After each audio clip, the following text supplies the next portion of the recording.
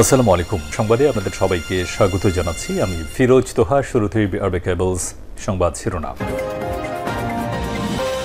পুরোদমে মধ্যপ্রাচ্যে Iran, Israel এবং নিরীহ ফিলিস্তিনিদের মাঝে ভয়াবহ যুদ্ধ চলছে হামলা পাল্টা হামলা। এরই মাঝে আমাদের হাতে এসে পৌঁছেছে এই যুদ্ধের সর্বশেষ গুরুত্বপূর্ণ সবথেকে তাজা আপডেট সংবাদ আপনাদের জানিয়ে দিব। প্রথমেই জানাবো ইসরায়েলের অস্ত্রবিরতির প্রতিশ্রুতিতে গভীর সংশয় ইরানের। ইরান জানিয়েছে সদ্য সমাপ্ত 12 দিনের যুদ্ধের পর ঘোষিত অস্ত্রবিরতিতে ইসরায়েল সত্যি প্রতিশ্রুতিবদ্ধ থাকবে কিনা সে বিষয়ে তাদের গভীর সংশয় রয়েছে। তারা বলেন, আমরাও প্রস্তুত, আবার যদি ইহুদিবাদী ইসরায়েল আমাদের উপর হামলা চালায় তাহলে পাল্টা আক্রমণ চালানো হবে।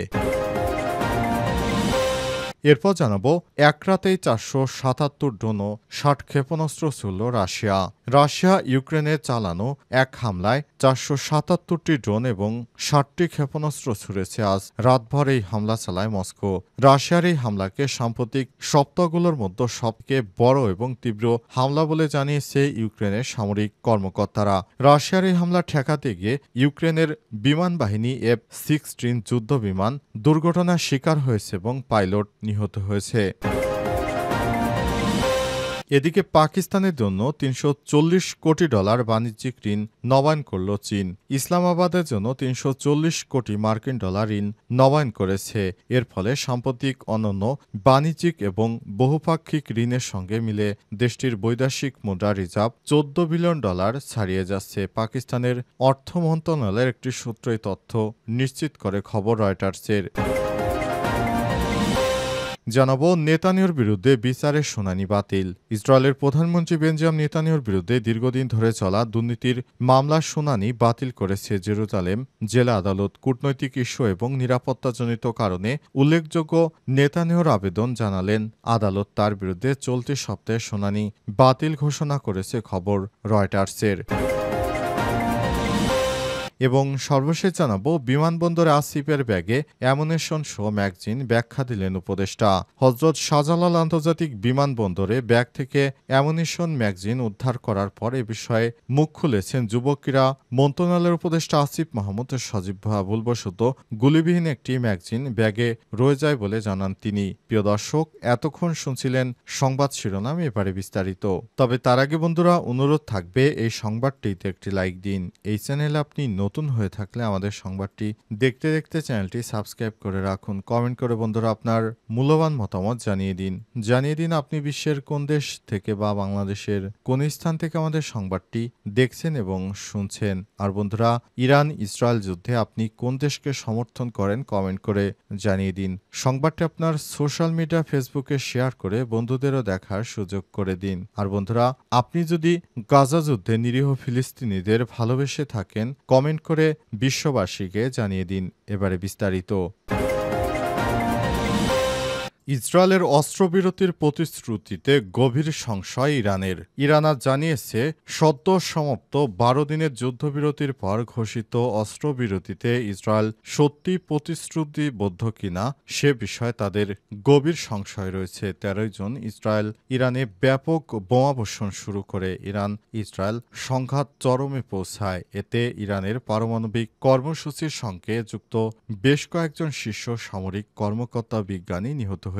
ইসরায়েল দাবি করে ইসলামী প্রজাতন্ত্র যাতে পারমাণবিক অস্ত্র তৈরি না করতে পারে তা নিশ্চিত করতে অভিযান চালানো হয়েছে। তবে তেহরান দীর্ঘদিন ধরেই দাবি করে আসছে তাদের পারমাণবিক কর্মসূচি শুধু শান্তিপূর্ণ, বিশেষত জ্বালানির প্রয়োজনে। এই সংঘাতের কারণে ইরান ও যুক্তরাষ্ট্রের মধ্যে পারমাণবিক আলোচনাও স্থগিত হয়ে পড়েছে। তেহরান থেকে এএফপি জানিয়েছে, ইরানের সশস্ত্র বাহিনীর chief of staff Abdur Rahim মুসাবি রাষ্ট্রীয় টেলিভিশনে, আমরা যুদ্ধ শুরু করিনি কিন্তু সর্বশক্তি দিয়ে আগ্রাসনের জবাব দিয়েছে উল্লেখ করে বলেছেন, শত্রুপক্ষ তাদের প্রতিশ্রুতি রক্ষা করবে কিনা সে বিষয়ে আমাদের গভীর সন্দেহ রয়েছে। যদিও তারা আবার আক্রমণ করে আমরা শক্ত হাতে জবাব দেব।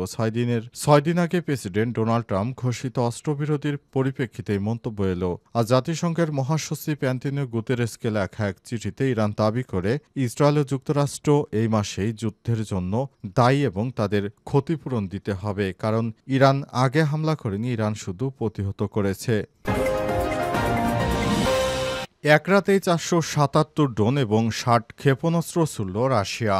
রাশিয়া ইউক্রেনে চালানো এক হামলায় 477টি ড্রোন এবং 60টি ক্ষেপণাস্ত্র ছুড়েছে। আজ রাতভর এই হামলা চালায় মস্কো। রাশিয়ার এই হামলাকে সাম্প্রতিক সপ্তাহগুলোর মধ্যে সবথেকে বড় এবং তীব্র হামলা বলে জানিয়েছে ইউক্রেনের সামরিক কর্মকর্তারা। রাশিয়া এই হামলা চালানোর সময় প্রতিহত করতে গিয়ে ইউক্রেনীয় F-16 যুদ্ধবিমান বিধ্বস্ত হয় এবং পাইলট নিহত হয়েছে। ইউক্রেনীয় বাহিনী জানিয়েছে তারা আক্রমণের সময় 211টি ড্রোন এবং 38টি ক্ষেপণাস্ত্র ভূপাতিত করেছে। রাশিয়া ব্যাপক আক্রমণ প্রতিহত করার জন্য শত্রুর বিমান হামলার উপর কাজ করতে পারে এমন প্রতিরক্ষা ব্যবস্থা মোতায়েন করা হয়েছিল।